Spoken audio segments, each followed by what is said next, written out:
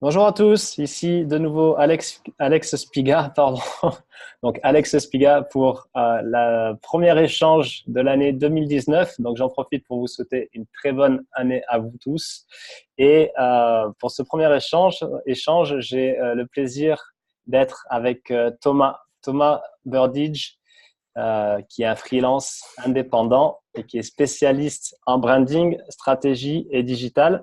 J'ai eu le plaisir de le rencontrer en septembre dernier lors d'une immersion faite à La Rochelle. Et j'ai été vraiment attiré par son énergie débordante et ses projets à foison. Donc, avant de commencer, je vais le laisser se présenter à son tour et ensuite on enchaînera sur les questions parce que j'en ai pas mal pour toi. Salut Thomas. Salut Alex, merci. Je suis trop content d'être là et bonne année du coup à toi et aux autres.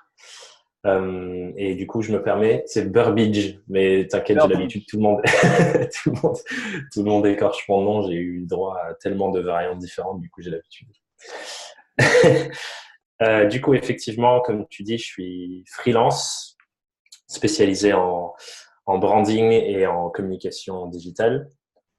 Et en fait, tu veux que je reprenne depuis genre le début de l'histoire, pourquoi je suis en freelance jusqu'à ce que je fais maintenant, ou tu veux une partie un truc un peu plus succinct? Vends-toi à moi. Ok. Du coup, je me suis lancé en freelance à la fin de mes études, après 3 ans en alternance et un stage de 6 mois en Australie avec d'autres freelances, en fait, qui, à l'époque, je le savais pas, mais c'était des freelances qui avaient une boîte de sites web, ils faisaient des sites web, donc ils développaient des sites web, et ils bossaient entre Sydney, San Francisco, etc. Donc, c'était ma première vraie expérience freelance, parce que j'étais stagiaire freelance et je bossais jamais au même endroit qu'eux, mais voilà, c'était mon expérience de stage. Et ensuite, j'ai fait 3 ans en alternance en faisant mes études à Dauphine à Paris, en gestion d'entreprise, puis ensuite en communication. Et j'ai fait du coup de la grosse boîte. J'étais dans un gros cabinet de conseil où je gérais la com digitale. Et après, j'étais en agence de branding, justement, où je faisais la com de l'agence et du planning strat. Et en fait, après ces expériences, et après m'être lancé en freelance pendant mon Master 2, par une opportunité qui m'est venue, on m'a proposé de bosser avec la mère d'une amie. Et du coup, je me suis dit, bah, pourquoi pas. J'ai essayé, ça m'a énormément plu de pouvoir gérer les choses comme je voulais.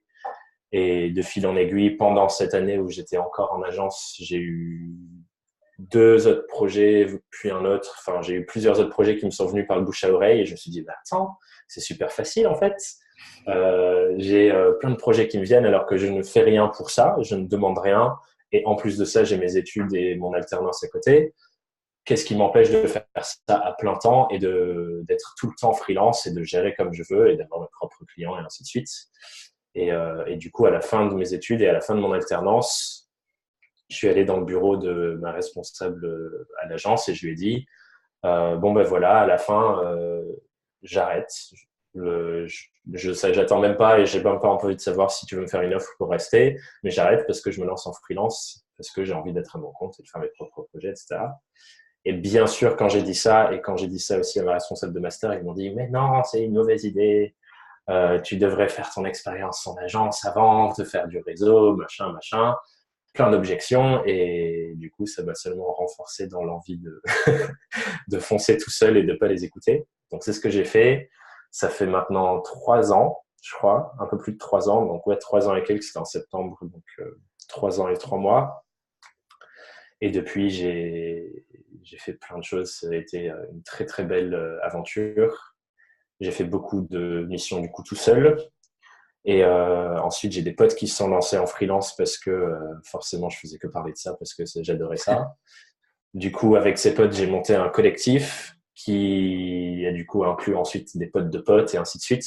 Donc, j'ai fondé un collectif de freelance comme ça que j'accompagne maintenant. J'accompagne les jeunes freelances qui rentrent dans ce collectif pour un peu les former à savoir c'est quoi le mode de vie de freelance, comment tu dois bosser, parce que c'est pas non plus simple quand tu te lances en indépendant de faire que tout marche. J'ai eu beaucoup de chance quand je me suis lancé et il y a beaucoup de challenges qui me sont venus que plus tard. Et du coup, avec cette expérience, j'essaie de la partager avec ces jeunes qui rentrent et en même temps, du coup, on peut travailler tous ensemble et offrir des choses beaucoup plus grandes et beaucoup plus de valeur à nos clients qu'en Hmm. travaillant indépendamment. Et du coup, suite à toutes ces expériences, mais je pense que tu vas m'en parler après aussi, et à accompagner tous ces jeunes freelances, j'ai lancé avec ma coach en développement personnel un programme en ligne qui forme aussi les gens en freelance, que ce soit des jeunes freelances qui se lancent, mais On va aussi y des gens revenir, ouais. depuis un moment. Donc Ouais. voilà. Du coup, c'était le cheminement. Le cheminement, il est venu de là et je me suis dit, tiens, je peux apporter encore plus de valeur à ces gens avec qui je travaille et qui m'inspirent parce qu'ils me ressemblent et ils ont les mêmes rêves et envies que moi. Donc voilà. Ok, cool. Super. Et la première question que j'ai pour toi, parce que si on va sur ton profil LinkedIn, Oui. il y a une punchline, une accroche que j'aime bien, c'est j'aide les marques à donner vie à la plus belle des histoires, la leur. Tout à fait. C'est vraiment ça Mais pour moi, en fait, la motivation. ouais, en fait, quand je travaille avec des clients, du coup, pas sur ma casquette freelance, mais quand je travaille avec des clients, que ce soit des entrepreneurs, des startups ou même des grosses boîtes, en fait, le focus que j'ai envie de leur donner, c'est que dans tout ce qu'ils font, que ce soit dans le branding au début où on travaille leur image de marque, leur identité, ou même après sur la communication, peu importe le support, peu importe le format, etc. La chose qu'ils ont à apporter et qui va emmener les gens avec eux, c'est leur histoire. Parce que les gens, quand ils pensent au branding et quand ils pensent à tiens, je vais monter une boîte, etc., ils pensent beaucoup à leur offre, combien ça coûte, etc., et la demande qui est en face. Mais la seule manière de connecter ces deux choses, selon moi, ou en tout cas celle qui je trouve la plus puissante, parce que, comme nous le savons, nous sommes des êtres humains, nous ne sommes pas du tout des êtres 100% rationnels, il y a énormément d'irrationnels. Et la chose qui connecte, c'est du coup, qui nous permet de nous connecter entre nous dans la vraie vie et dans le business, c'est des émotions, c'est plein de choses qui sont derrière, etc. Et la manière de communiquer ça, c'est les histoires. Les histoires, et c'est ce qu'on voit dans les choses qui nous inspirent le plus. Par exemple, on a déjà tous eu, un bouquin qu'on est impossible de lâcher parce que c'est tellement passionnant, on veut le lire en une nuit. Une série qu'on a regardée où on la binge-watch pendant une journée entière, où on lâche pas. Les amateurs de Game of Thrones me comprendront. Mais c'est des histoires où on rentre tellement dedans, où on s'identifie à un personnage, où on ressent plein de différentes émotions parce qu'on se dit des fois en lisant un bouquin, ah putain, je ressens exactement la même chose. Enfin, il y a plein de différents ingrédients qui rentrent là-dedans. Et du coup, pour moi, raconter des histoires, qu'on soit un individu ou une marque, c'est ce qui permet de mieux communiquer le message qu'on a apporté au monde. Et si une marque réussit à introduire sa valeur ajoutée dans l'histoire qu'elle raconte, c'est là où elle va pouvoir vraiment aller beaucoup plus loin. Donc, Ouais. en gros, c'est l'histoire qu'une marque raconte et leur aider à raconter leur histoire, parce que c'est la seule qu'ils peuvent raconter. Ils peuvent pas raconter une meilleure histoire que la leur, parce que si on s'invente l'histoire de quelqu'un d'autre, on va pas bien la raconter. C'est pour moi le fil conducteur entre toutes les choses que j'apporte via mes compétences et ce que moi j'apporte, mais aussi les différentes personnes avec qui je travaille dans le collectif. C'est-à-dire qu'en gros, la valeur ajoutée qu'on leur apporte ensemble, c'est qu'il y ait une cohérence sur tous leurs différents supports et toutes les choses qu'on fait pour eux, en leur permettant de raconter leur histoire de manière cohérente et bien faite, etc., que ce soit sur de la D'accord. communication digitale ou sur du branding ou sur l'identité, peu importe. Du coup, c'est comme ça que tu définirais le branding? Parce que branding, on ne sait pas tous forcément ce que ça veut Oui. dire. C'est quoi? C'est branding, c'est un synonyme de storytelling? Non, pas forcément. Enfin, le Ça veut dire storytelling quoi le pour moi, branding? c'est. Alors, le branding. En Rapidement, gros, le branding, c'est. de façon vulgarisée. De façon vulgarisée, le branding, c'est toutes les techniques et le terrain de connaissances autour du travail d'une marque, le travail de la marque. En gros, c'est ça que ça veut dire.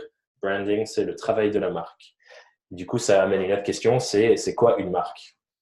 Et une phrase que j'aime beaucoup du fondateur d'Amazon, Jeff Bezos, qui dit ta marque ou une marque, c'est ce qu'on dit de toi quand t'es pas dans la pièce.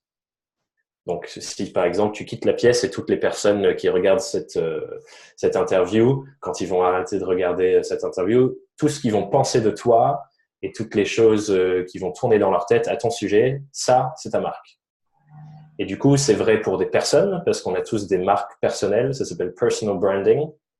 Et c'est une chose que beaucoup d'entrepreneurs travaillent, d'avoir une personal brand, parce que c'est avec ça, du coup, que les gens, ils vont se raccrocher. Mais les marques, elles ont ça aussi. Tout ce que tu penses au sujet de Starbucks, tout ce que tu penses au sujet de Apple, etc., c'est ça leur marque.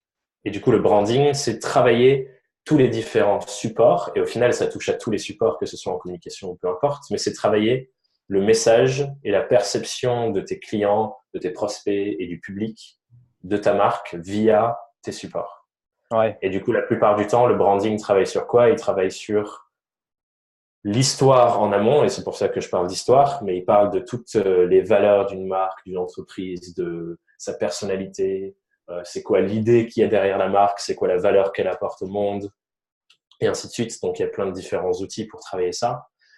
Et du coup, ensuite, c'est cette partie stratégique et très analytique en amont, et ensuite la traduction dans le monde réel de ça sur de l'identité avec le logo et ainsi de suite, sur des supports de com, sur le packaging, sur toute la suite, quoi. Donc, en gros, c'est la pierre angulaire d'une marque. Tout le branding, c'est le tout début, et ensuite, c'est en fonction de ça que tout décline. Du coup, on peut très bien imaginer que des grosses marques, on va dire des multinationales, parce que là, tu as cité Starbucks, par exemple, travaillent son branding à travers leur communication, quel que soit le support, comme tu viens de le dire. Comment, vu que toi, tu es, indépendant et tu accompagnes les indépendants, comment il fait déjà, comment il fait pour réaliser que lui aussi, quelque part, il véhicule sa marque parce qu'il est là pour vendre son service? Et comment il fait avec des moyens, on va dire, limités pour justement poser son empreinte et se distinguer? La base, et c'est des exercices que je fais en workshop avec les clients que j'accompagne. Donc, je pense que la grande majorité des clients que je vais accompagner, c'est des gens qui lancent une marque ou qui lancent une entreprise, ou alors qui se repositionnent parce qu'ils se rendent compte que leur business ne ressemble plus du tout à ce qu'ils voulaient apporter au début. Je leur fais des workshops où je les accompagne dans se poser des questions et je les challenge à aller plus loin et plus loin et plus loin et plus loin. Et en fait, dans le branding, il y a 4 différents éléments à prendre en compte. Donc, en gros, je vais vous donner le blueprint de comment je procède. L'idée d'une marque, et là où on travaille le branding, c'est la rencontre de 4 cercles concentriques.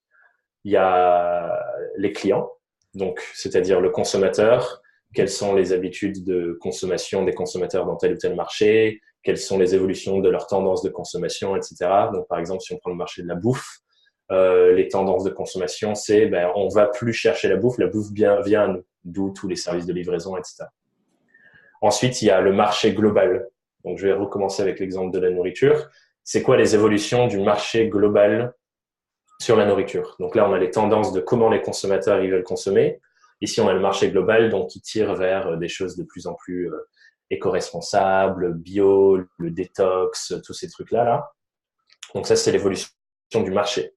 Ensuite, on a la marque elle-même, donc consommateur, marché, marque. Et là, on va aller creuser dans toute l'histoire de la marque, si c'est une marque existante, ou alors toute l'histoire du fondateur, par exemple, et tout ce qu'il veut apporter. Donc là, on va poser des questions, et il y a 5 questions qui sont la base de toute marque. C'est qu'est-ce qu'on fait et comment on le fait? Donc, c'est de se poser des questions très rationnelles sur qu'est-ce que je fais, qu'est-ce que j'apporte, quels sont les résultats que j'apporte et comment. Et là, du coup, on va rentrer plus dans c'est quoi ma méthodologie et ainsi de suite. Ensuite, qu'est-ce qui me différencie de mes concurrents? C'est quoi la différence que j'ai par rapport à d'autres personnes qui font la même chose? Ensuite, c'est pour qui je fais tout ça. Donc là, c'est identifier son avatar client, son client idéal, etc. Donc, pour qui? Ensuite, c'est... Il y en a une qui m'échappe. Qu'est-ce qu'on fait? Une. Comment on le fait? Deux. Qu'est-ce qui me différencie? Trois. Alors, c'est qu'est-ce qu'on fait, comment on le fait, pour qui on le fait, qu'est-ce qui nous différencie. La dernière, c'est pourquoi on le fait, parce que ça, c'est le why. On sait tous que c'est le truc le plus puissant. Donc, Simon Sinek, Start with Why. J'imagine que tu connais ça et que les autres connaissent. Et la dernière, pourquoi ça ne me revient pas? La dernière, ça sera La Ce surprise. sera la surprise. Attends, je suis en train de Le revenir dans notre... cliffhanger Ah, bien pour aller sûr. jusqu'à… Pardon, excuse-moi. Les deux dernières, en fait, pardon, il y en a six. Je suis désolé, je raconte très très mal mon histoire. C'est quoi nos valeurs? C'est quoi les valeurs hautes que nous, on a en tant qu'entreprise et en tant que personne dans cette entreprise pour faire ce qu'on fait? Parce que bien sûr, toutes les valeurs des entreprises et des marques sont différentes. Et c'est quoi la personnalité avec laquelle on fait ça? Et tous ces éléments-là, ça définit du coup la marque et comment elle va aller à la rencontre du marché et du consommateur. D'accord. Voilà, excuse-moi pour, Non, mais c'est bien. mélanger tout T'as ça. pas à t'excuser. Et du Et du coup, ces questions-là, c'est pour revenir sur la question que tu me posais au début, c'est ces questions-là qu'il faut qu'on se pose au tout début pour que ce qu'on fasse, ça nous ressemble.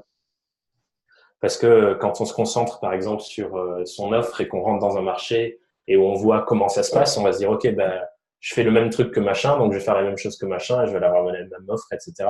Et je vais construire ma marque en regardant l'autre, alors que peut-être ça ne ressemble pas du tout.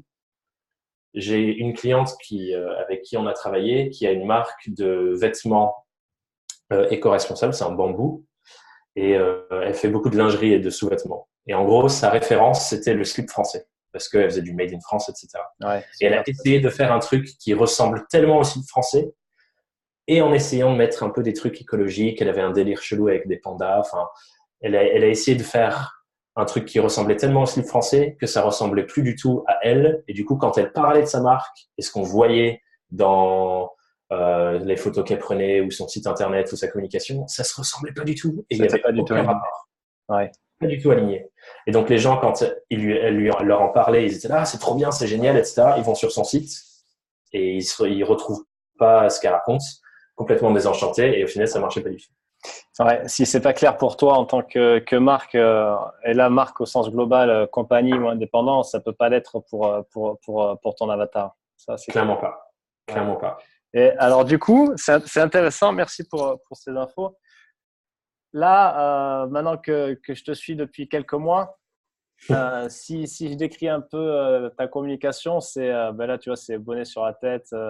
Donc, c'est le jeune, le jeune qui aime sa liberté. Tes posts, c'est souvent en rapport à ça. Et je pense que vraiment, c'est sans comment dire, sans crâner ou en tout cas sans flamber, mais tu revendiques que c'est vraiment le pied de pouvoir bosser d'où tu veux, quand tu veux. Donc ça, c'est Ouais. vraiment l'image que tu dégages. Euh, la face cachée d'un indépendant, ça ressemble à Hmm. quoi? Parce que là, c'est marrant parce que quand j'échange avec des clients et des prospects, beaucoup, c'est la liberté. De ce mot, il revient. C'est la sérénité et presque toujours la liberté. Mhm. Après, chacun a sa propre définition de la liberté. Toi, Clairement. toi comment déjà, raconte-nous la face cachée et comment tu gères ça. Je pense qu'effectivement, et c'est pour ça que ça me nourrit tellement d'accompagner d'autres indépendants et d'autres freelances parce que on a des valeurs qui se ressemblent et je pense que c'est la valeur la plus haute là-dedans, c'est effectivement la liberté.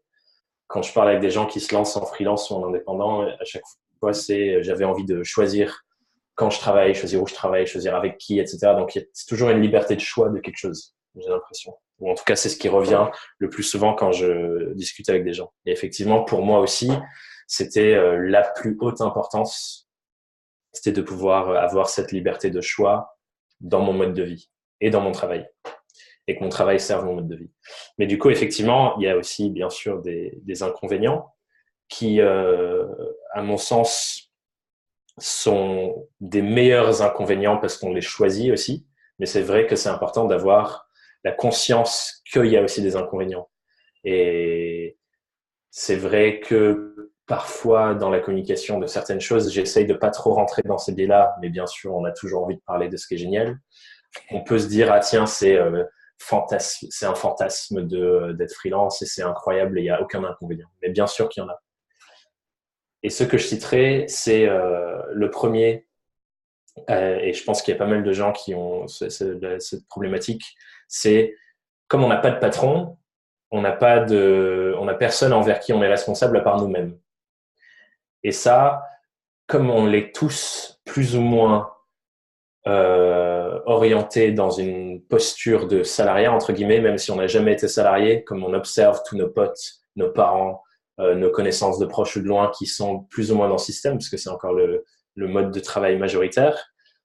Même quand on se lance, et même si on n'a jamais fait ça, on se comporte encore en quelque manière un peu comme un salarié. Quand j'en parle avec les freelances, j'appelle ça le syndrome du freelance intérimaire.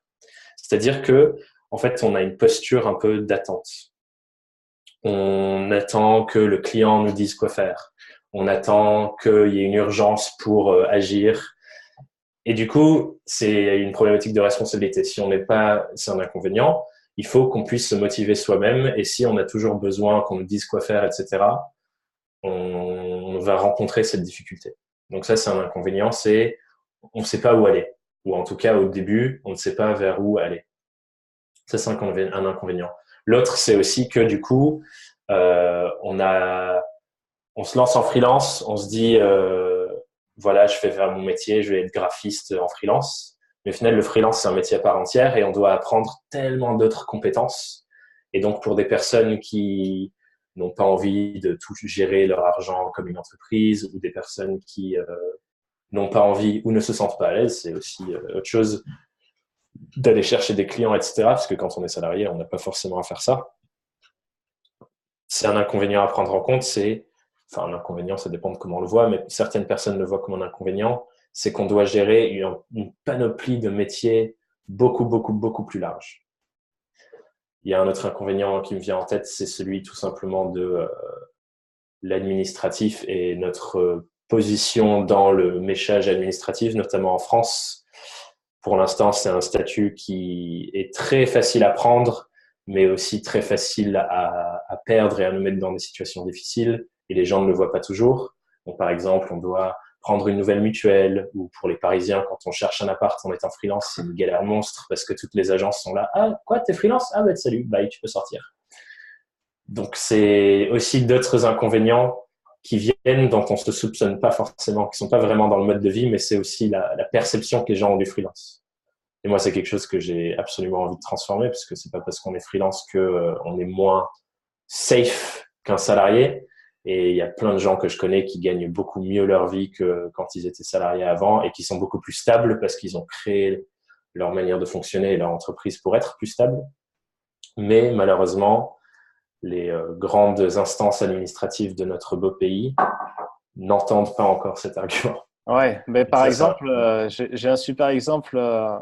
C'est un couple d'amis. Ben, les deux sont à leur compte et les deux gagnent correctement. Mm-hmm. Plus ils se sont installés vers chez nous, donc dans le sud-ouest, là, en tout cas, ils gagnent à eux deux plus que le salaire moyen de la région. Et ils cherchaient, ils sont de Paris à la base. Ils cherchaient à venir s'installer dans les Landes. Et ils ont visité des apparts et des maisons. Et il y a une propriétaire qui leur a dit, votre profil est pas mal, mais j'ai préféré donner la maison à un demandeur d'emploi parce qu'au moins je sais que l'argent rentrera. Incroyable. C'est incroyable. Ah ouais, c'est incroyable. Et Ouais, voilà. voilà, petite anecdote passée. Du coup, c'est très bien. Tu m'amènes la prochaine question sur un plateau. Par rapport à ce que tu dis, et justement, c'est cette obligation de maîtriser plusieurs compétences dont on n'a pas forcément conscience quand on se lance. Mm-hmm. Fort de ce constat, tu as lancé avec ta partenaire Marie le projet Surf il y a quelques mois. Et Oui. je te propose de me dire ce que c'est en quelques lignes. Ouais, tout à fait. En fait, du coup, le constat de base pour ce projet, c'est que moi, via mon collectif, et du coup, dans ce collectif, ce que je fais avec les jeunes freelances quand je les accompagne et je les aide à développer justement les compétences nécessaires ou quand ils ont des questions sur je ne sais pas comment négocier avec mon client, etc., je suis toujours le point de référence et ils viennent m'en parler. Donc, j'apportais de la valeur et j'aidais des freelances. Et j'ai décidé de me faire accompagner par du coup Marie, qui est ma coach en développement perso pro.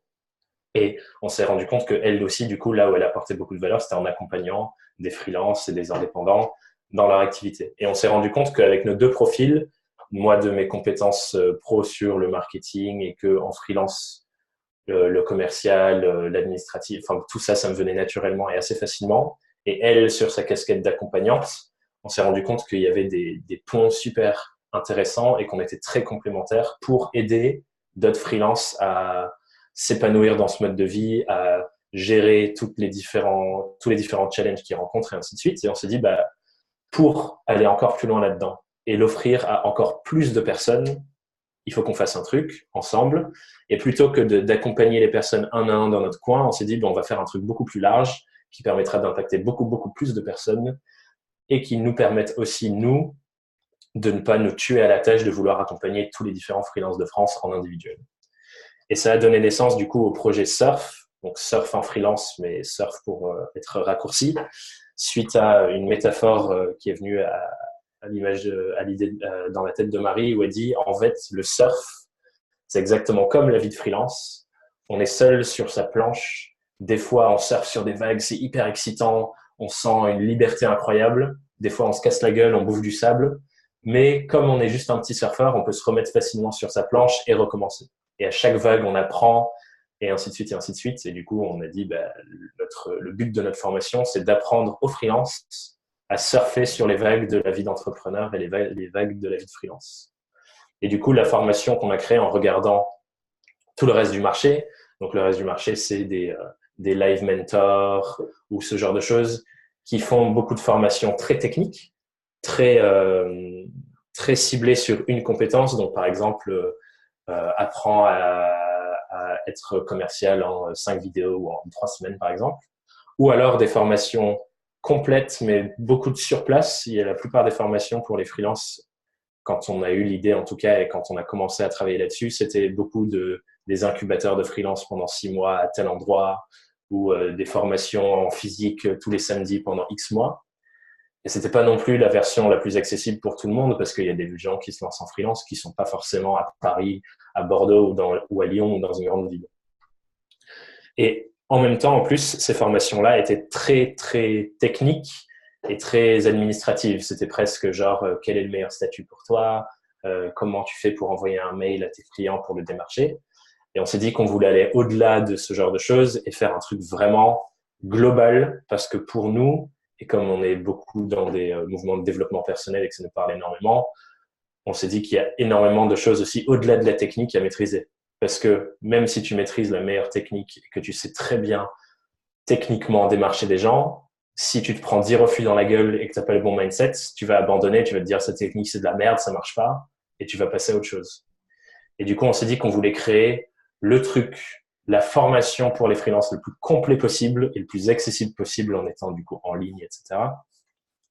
pour pouvoir donner tous les outils, tout le mindset, toutes les ressources, toute la confiance nécessaire pour que les freelances puissent surfer sur les vagues de leur vie de freelance et se créer le mode de vie qu'ils ont envie d'avoir, c'est-à-dire un mode de vie où ils ont la liberté de choisir comment vivre, avec qui travailler, quand travailler, où travailler, etc., etc. Et ce qui a donné naissance à un incroyable projet qui est incroyablement nourrissant. Dis-moi si tu veux que je rentre dans les détails maintenant ou tu as des questions précises. Non, non, non, non. J'allais juste dire que c'est énorme ce que vous avez fait. Et pour vous avoir vu les deux en septembre, excités comme des gamins et prêts à vous enregistrer partout avec des idées dans tous les sens, à devoir vous canaliser, je Oui. pense que le résultat doit valoir, doit largement valoir l'investissement. Ouais, c'est top. Ben, quand je dis que c'est un projet incroyablement nourrissant, c'est le cas. C'est les interactions que j'ai avec les personnes qui sont dans notre communauté Facebook, par exemple, de voir le changement que ça fait rien que quand ils ont une vidéo, quand ils ont même un exercice ou un échange, l'inspiration qu'ils ont. J'ai reçu un mail juste avant Noël d'une personne qui on a fait une semaine offerte. On a offert la première semaine du programme. Donc, c'est un programme en ligne qui est sur 12 semaines. En tout cas, c'est nous, on a construit sur 12 semaines. Les gens le font des fois sur plus longtemps parce qu'ils n'ont pas le même rythme d'apprentissage. C'est une vidéo de contenu plus un exercice, un défi tous les 2-3 jours. Mais les gens le font sur plus longtemps s'ils le veulent parce qu'ils ont un accès illimité. Mais du coup, j'ai eu une interaction avec une personne qui a fait la première semaine et qui m'a dit, elle m'a dit, c'est incroyable ce que vous apportez. Enfin bref, ça m'a trop touché et c'était genre la meilleure célébration de fin d'année. Yes.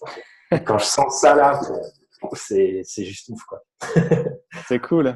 Et du Ouais. coup, si on veut en savoir plus sur toi et sur ce que tu proposes, où est-ce qu'on te trouve? Alors, pour me trouver, on me trouve sur LinkedIn. LinkedIn, c'est, je pense, mon canal de communication favori. Et c'est là où je réponds en message à tout le monde. C'est du coup Thomas Burbidge, Burbidge. Ouais, je Et mettrai le comme lien tu en bas disais, de vidéo. cool, top, merci. Et comme tu disais, ma tagline, c'est j'accompagne les entreprises à créer la meilleure des histoires à l'heure. Et ensuite, du coup, on peut avoir plus d'infos sur Surf sur www.surfenfreelance.com pour le programme Surf. Et le site de mon collectif n'est pas encore en ligne, mais c'est un des objectifs de 2019 parce que on va se positionner. Pour l'instant, ça a été très underground. Où, tiens, j'ai un projet, j'ai besoin de toi, venez, on bosse ensemble.